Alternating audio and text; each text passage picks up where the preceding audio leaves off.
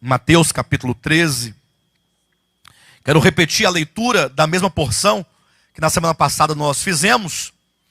E nós não continuamos em razão do tempo. Até mesmo em razão da necessidade que tivemos semana passada de falar um pouco mais acerca da primeira parábola, a parábola do semeador. Queremos então prosseguir na segunda parábola dessa série de 7, que são os 7 mistérios do reino dos céus. Mateus capítulo 13. Queremos ler o versículo... Vamos ler a partir do versículo 36 ao 43, apenas essa segunda parte, que é a explicação da parábola. Depois nós falamos acerca da parábola.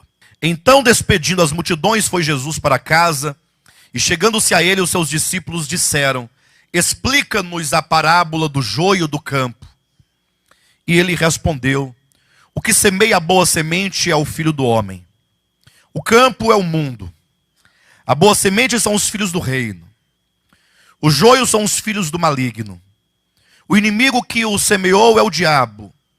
A ceifa é a consumação do século, e os ceifeiros são os anjos. Pois assim como o joio é colhido e lançado ao fogo, assim será na consumação do século. Mandará o Filho do Homem os seus anjos, que ajuntarão do seu reino todos os escândalos e os que praticam a iniquidade, e os lançarão na fornalha acesa. Ali haverá choro e ranger de dentes. Então os justos resplandecerão como o sol no reino de seu Pai. Quem tem ouvidos para ouvir, ouça. Amados, nós estamos aqui dentro de uma série de mensagens, e uma série extremamente importante. Eu penso, inclusive, que essas parábolas aqui de Mateus 13, que foram coligidas e foram aqui colocadas, não porque exatamente o Senhor as tenha falado nesta ordem. Se vocês, inclusive, lerem os evangelhos, os demais, Marcos e Lucas e João, sobretudo Marcos e Lucas, vocês verão que essas parábolas, elas estão em vários lugares dos evangelhos e não se encontram arranjadas do modo como aqui estão. Entretanto, como Mateus, ao escrever o seu evangelho, ele o escreve na perspectiva do reino. Isso porque Mateus, Marcos, Lucas e João, ainda que os 4 falem do mesmo personagem, que é Jesus Cristo, e da mesma obra que ele realizou, cada um dos evangelistas enfocam um aspecto da verdade.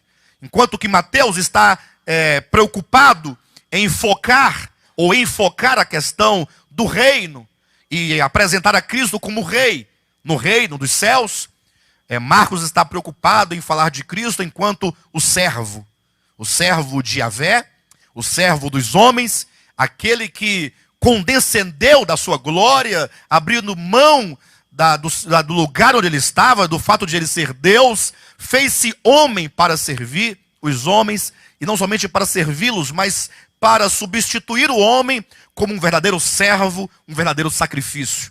E então Lucas, ao apresentá-lo, já o enfoca de uma outra perspectiva, é quando o apresenta como o homem perfeito.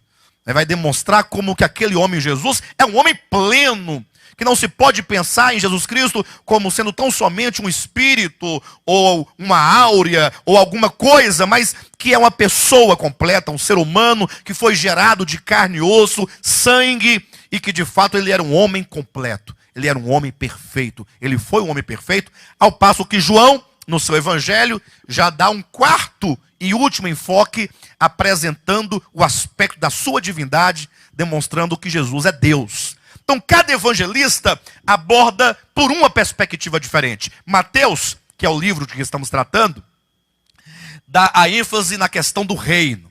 O reino de Deus. Mas não somente o reino de Deus, mas ele fala do reino de Deus numa nova modalidade, agora na era da graça, com a encarnação do verbo, demonstrando que o reino de Deus agora é sobretudo o reino dos céus.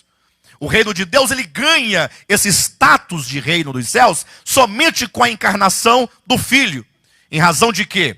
Que agora o reino de Deus não será mais um reino com um caráter terreno, com relações com a terra, como era o povo de Israel. O povo de Israel, embora fosse o reino de Deus, ou pelo menos tivesse sobre os ombros o reino de Deus, eles tinham um território, uma terra, que diz a Bíblia que ia desde o Líbano até o rio Eufrates. Era um território mesmo, né, geopolítico. Ali havia um trono, havia governos, havia juízes, e havia uma religião estabelecida com um tanto de elementos terrenos,